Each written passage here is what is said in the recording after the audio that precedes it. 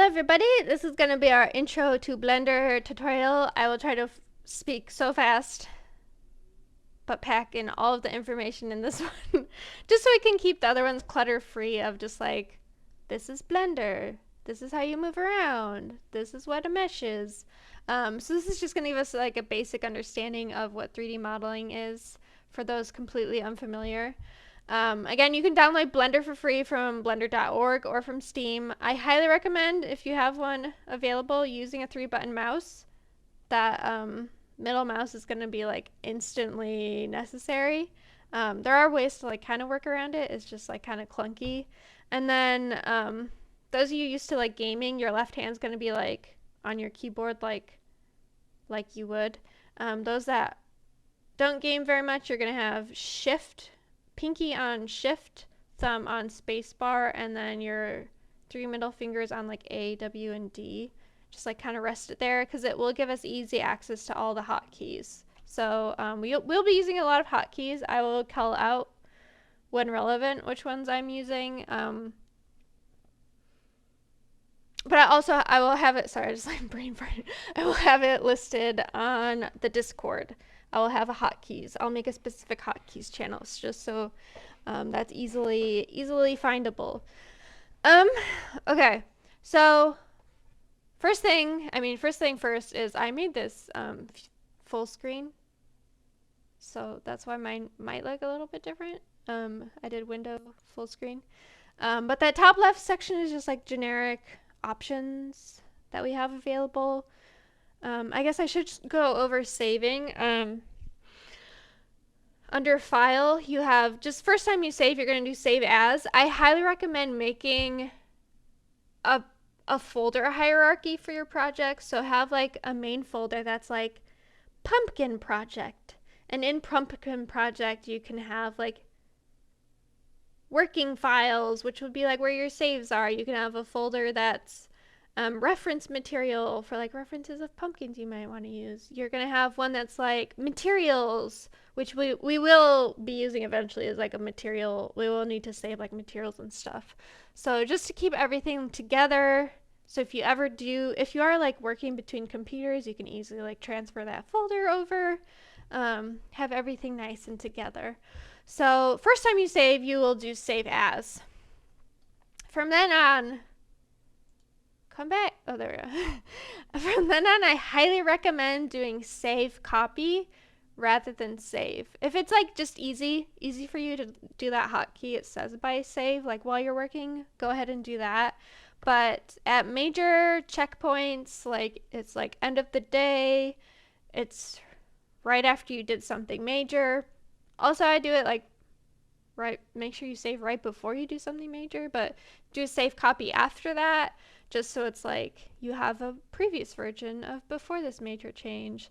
But I would highly recommend doing save copy as much as possible. This will use up more computer space, but the files for this project specifically aren't going to be very big because we're just going to be doing like a little pumpkin friend. But this is going to keep earlier versions of your project. So it's going to have like complete new Blender files saved for you.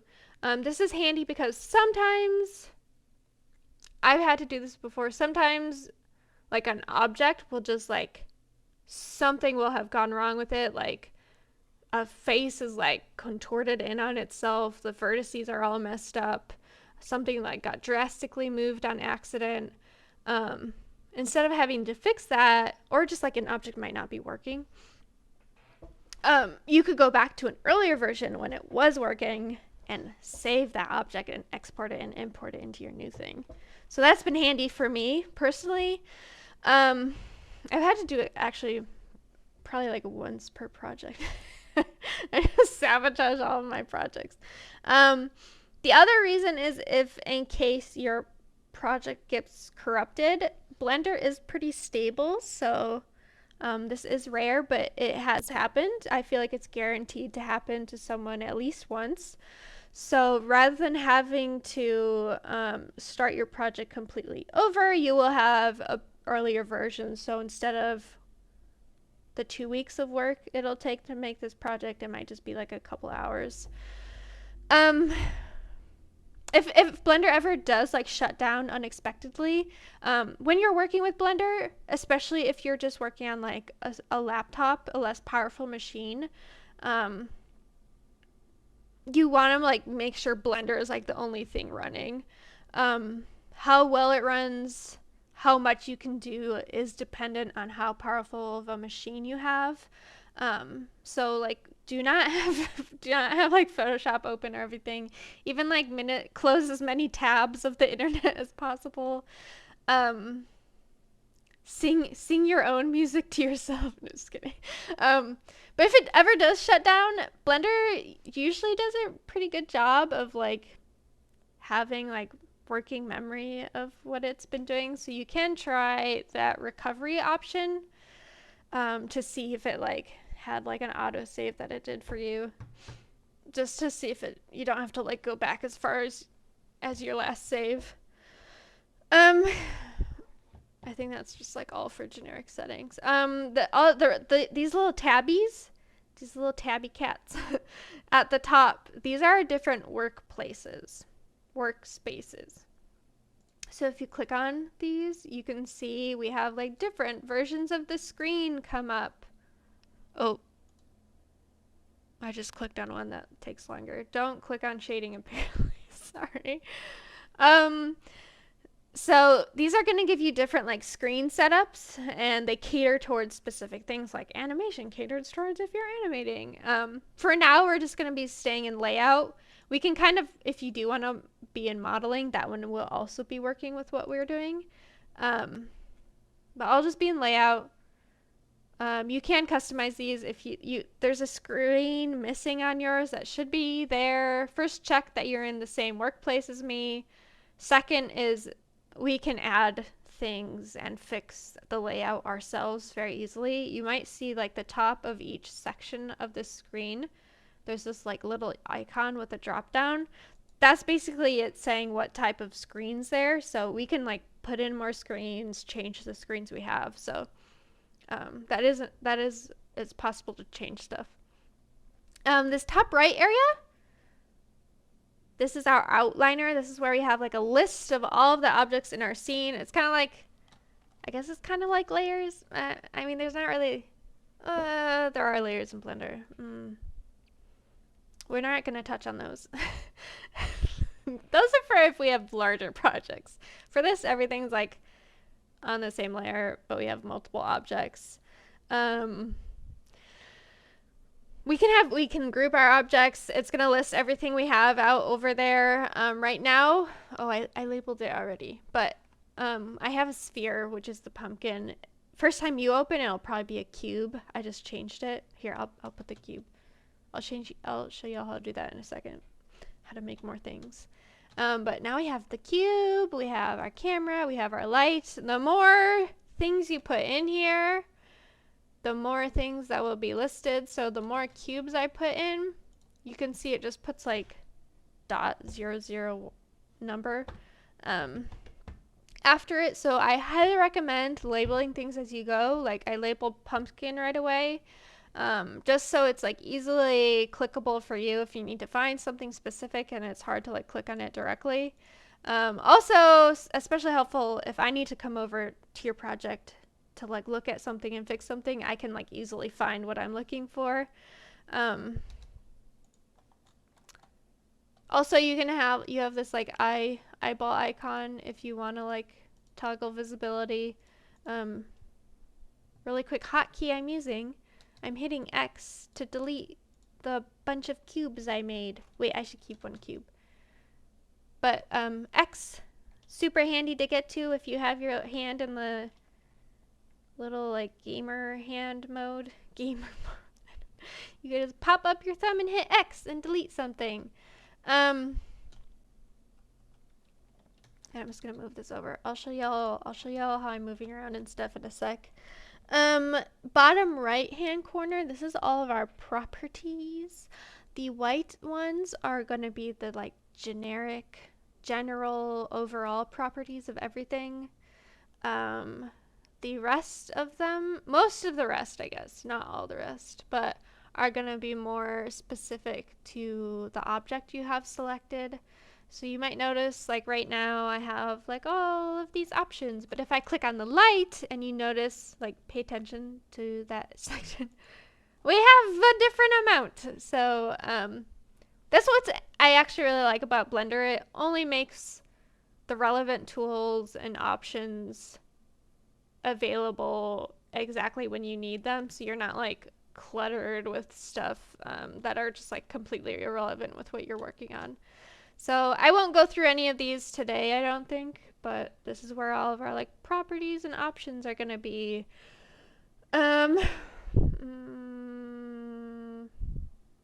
This big center thing is our viewport, that big thing in the middle. This is where we like actually are working. Bottom is our timeline. I will not be using that, I don't think. That's mainly if we want to animate stuff. There is a thing, like, sometimes to model stuff, you have to, like, use animation things. Like, if I want cloth, you would have to, like, use the timeline. This is too big brain stuff. But, we're not using it. It might be fun to put a cloth on the pumpkin. We'll see. We're not using it for now. Then we have the top left section. This is going to give us like the tools we can specifically use right now to like edit the objects we have in the scene. And this will also change depending on what buttons and what things we have selected, which I will share shortly. Maybe I should share that now. Yeah, I'll share it now. Why not? So right now we're in object mode. So this is where we can like grab the entire shape and move it around, rotate it, like position it in the scene. It should have that entire object highlighted. The top to left should say object mode. Really quick, just because I will be moving stuff around, if you also want to move stuff around. Oh, I didn't tell y'all how to move around.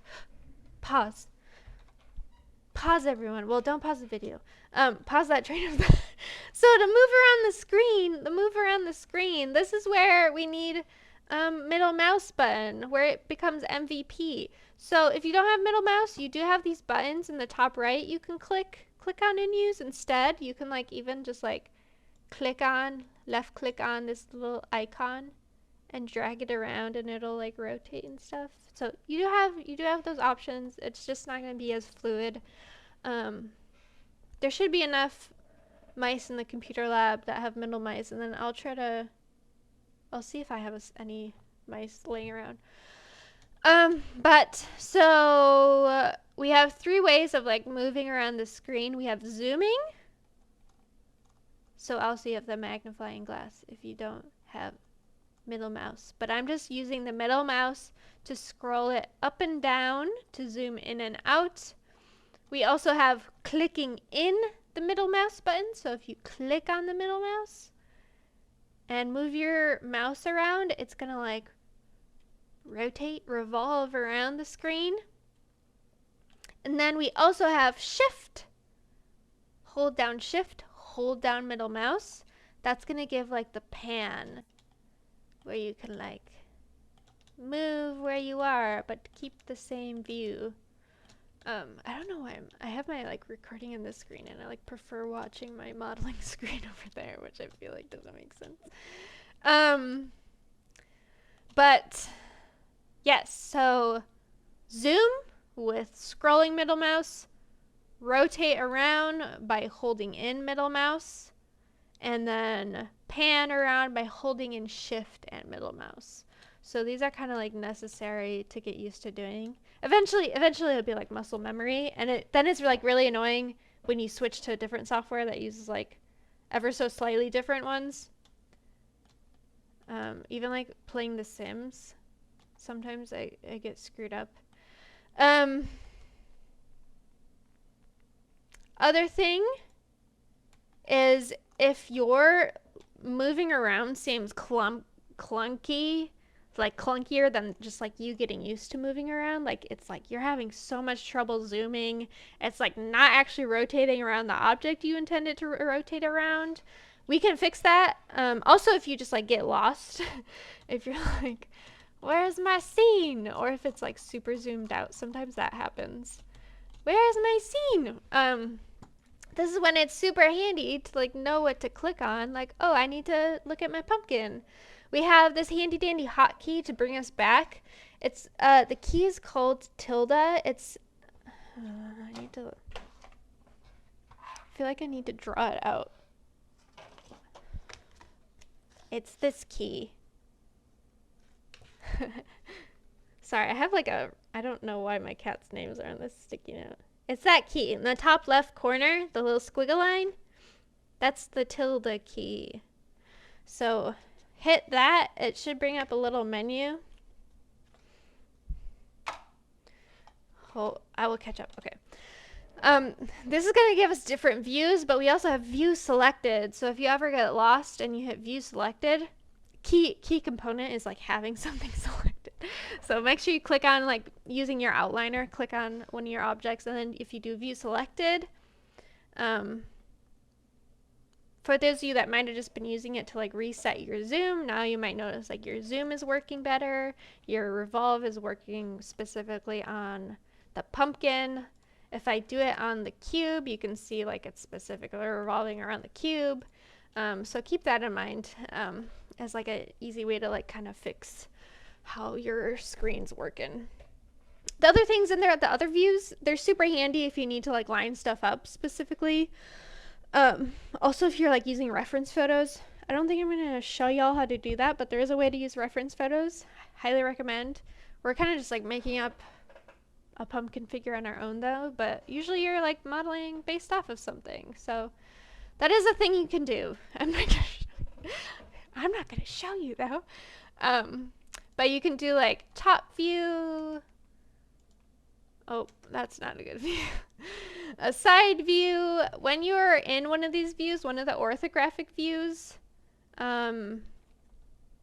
you can easily pop out of it by holding in that middle mouse button and like rotating out. But do keep that in mind if you don't want to rotate out, that you don't use that revolve navigation option, just to make sure you stay in that view. Yes. Okay, now should I something just really quick. I think it's pretty self-explanatory, but like 3D, we are working in 3 dimensions. So normally, like when we're doing math, this is what we see. We see our x-axis and our y-axis, and we can also see it up here. The little handy dandy icon is showing us what's going on.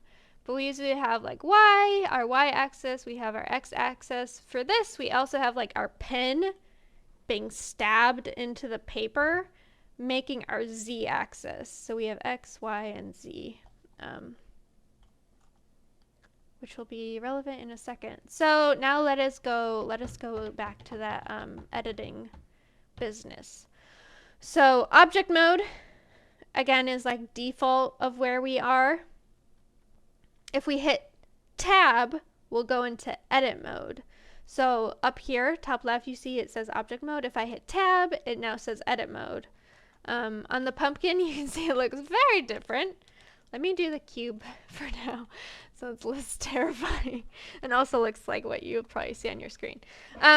So tab toggles between object and edit mode. There is also a drop down up there to give other modes, but most often used are object and or edit mode, so just tab to toggle between those. Once you're in edit mode, again, you're going to see more tools that now you can use, different ways to edit the object you're working with. I think for this project we will mostly be working with the same. So basically in modeling in Blender, we can work with meshes or surfaces, which like it kind of sounds like they're the same exact word, but mesh and surface are made of different things that like define them. So we will most likely be mainly working with mesh objects. Um, Mesh objects. So if I go into tab, you can see the actual components that make up a mesh. The top left corner is how you can like, oh, bless you, my cat's sneezing. Bless you. Oh my god, can you see him? He's sneezing. Oh my god. You okay, sir? Oh my god. He got the sneezies. What were we saying? Oh, things that make up a mesh. So that top left section are like the different components of the mesh. So on here we can actually like see what's going on. We have vertices, so the little dots, the points, those are our vertices. So I'm gonna hit G, which we'll talk about G in a little bit, but this is gonna allow me to grab it. He's still sneezing. Grab it and move around. You can also hit escape to like ungrab it, or you can left click to place it. We'll talk about that more in a sec. But I can hit G and I can specifically grab vertices to change the object, model it. I can make it like a doorstop or a slide, a very violent slide. We have, so those are vertices, the little dots. We also have edges, which are the lines connecting the dots. So I can like specifically just model with those. And then we have faces, which are the plane that the edges make up. Usually when you are modeling, at least with what we're going to be doing, we do want four-sided faces most of the time. There will be cases like with this pumpkin where we don't have a four-sided face. You can see we have a three-sided one right there. I mean, you might also be familiar working with triangles, those that are familiar. But we'll be working with polygons. Hopefully we don't have to do the stuff to clean it up to make sure we have polygons, but there is a way to fix stuff. If your shading's ever like randomly really wonky, stuff looks like it's like clipping into itself, it might be because you have more than 4 vertices making up a face. You might have more than 4 edges making up a face, which is like the lighting doesn't know what to do. So those are the like little things that make up the mesh. That is basically all we're going to be doing, is like moving these around in different ways to make stuff. Easy, done. So the easy things we'll be doing are the basic transformations. There's other ways to like edit stuff, which we'll just leave those to like when we actually use them. But basic transformation tools are like the main 3 things we're going to be using to like push this stuff around.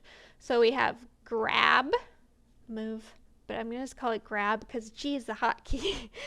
So grab, rotate, and scale, which kindly they just made the first letter of each of those words the hotkey for it. So I'm back in object mode. Sorry, I'm probably just like randomly, mindlessly like click and zoom around. So I hit tab to go into object mode just so we can see it like on the bigger setting. So again, I guess I didn't say this.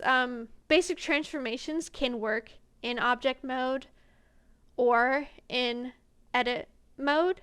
So if I hit G in object mode, it's going to move that whole thing. If I hit G in edit mode, it's going to move whatever specific component I have selected.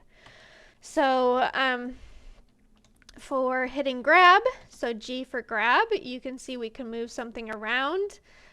Say I want to move it like back along that line. So I'm just like, oh, let me line it up with that line and left click to place. You can see because we are working in 3D, it doesn't do exactly as you expect it to move. So we do have, I would highly recommend you always be a bit more specific with how you're placing it. So I'm going to hit Control Z to undo. Control Z to undo. I need like a voice change button to be like my hotkey voice. So if again, I'm gonna hit G to grab, but say I specifically want to move it along that red line, so that X axis. If I'm ever not sure, I can easily just look up in the top right and see how those are being lined up to know which axis I'm looking at. So G, and then if I hit X, luckily X, Y, and Z are all letters on our keyboard. So if I hit X, it's just going to move along that X axis. And now if I like zoom around, you can see it actually did move back in space. But I can also like hit G. You have to like hit the transformation you want to do first for it to like constrain. So I hit grab, and then I can hit X, or I can hit Y and it'll move around Y, or I can hit Z and it'll move around Z. So also you can hold in middle mouse, and you can like kind of like pick and choose which one to move it around, but I mean it's just like easier to just like hit X, Y, or Z. You can also move two at once, so I'll show y'all that with scale. So S for scale, if I just don't hit any hotkeys, any like axes after I hit scale, so S for scale, it scales in every direction. If I hit just X, it'll just scale it in the X axis, Y and Y, Z and Z. So say I want to do two at once. Say I want this to be like a big concrete platform that's like pretty thin, but it's really wide and like, I don't know. I don't know the proper wide and long. I don't know. I could like hit X, scale it in X. Sorry, S, X, S, Y. But that's kind of clunky and is multiple steps. I could just say, don't use Z. that's how the hotkey works. So if I only want to do X and Y, I have to tell Blender don't use Z. So I'm going to hit S for scale, and I'm going to hit Shift Z to say not Z. So use X and Y, but don't use Z. And there's my, sorry, I like changed it so it's like a little pedestal. So you can see it perfectly like proportions it, scales it in both the X and Y direction. So either you constrain it to specifically X, Y, or Z, or to do two at one, you say Shift and the one you're not using. So Shift X won't move it in X, Shift Y won't move it in Y. So super handy dandy. You can also use these transformations in edit mode. So, oh, I didn't show rotate. There's also R for rotate. Also, I feel like I barely ever use rotate. I mean, I do. So I'm going to use face mode. I clicked the face mode and just clicked on this face, so you can see I can scale it. I can just scale it in X. I can just scale it in Y. I can say don't scale it in Z. I can grab it, move it around. I can rotate it. Rotate is the one, like, if you're like chaotic and you're not constraining your other basic transformations, like please constrain your rotations. Like, how can you know? There's no way to know what this is doing. So again, this one's a little awkward because it's like, here, let me go into object mode again. Tab for object mode. If I hit R and then Y, it's like stabbing it with that axis and then rotates it, like spins it on it. That was a weird way to explain it. I've never explained it like that. This is fine. But the axis you constrain it to is like what it's spinning around. So it's being stabbed. If I hit Z, it's being stabbed like with the Z axis, and then you can only like rotate it around that. So that's how those work. But please, yeah, please always constrain rotate. Unless you're like doing like abstract interpretive objects. Okay. What else do we need to say during this? I feel like that's it for now. One other thing. This isn't going to be relevant until it is, and then you're probably going to be not remember that I said this. It's fine. Let me move my pumpkin out of the way. Look at this little circus circle. We have this like black and white circus. I don't know what I always call it, like the circus circle. Cursor. Sounds like circus. All right, this is where things will spawn. Oh, I'll show you spawn real quick. So this is where things will spawn,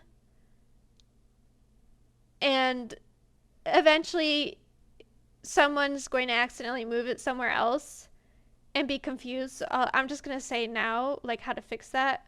But if your object is like spawning like off who knows where, and you're like, what is going on? Like, why is my cube going over there and not in the middle? It's just because we have to recenter our cursor. So you can see we can like move it around by clicking on that. Don't ever click on it. You're only gonna like move it in rare occasions. But oh, there are a couple things I'll touch on. I'm sorry. There's more things I'm remembering that I should share. That's fine. So to fix this, I always forget this hotkey. We'll see. I think it's Shift C. So C for cursor. I know it's that. It's more a matter of what the other button is. Yeah, Shift C is going to recenter that, and then immediately never click on it again. The forbidden button. Forbidden button. Also, when you do this, so Shift C is going to like recenter it, and then your zooms. Oh, it's not actually not that bad. Usually it messes up your zoom, so this is probably when you're going to want to do that like tilde view selected. So if that little circus is never in the middle, I highly recommend hitting Shift C. What were the things I just like brain blasted? I was like, oh, I should say this really quick. Oh, how to add things.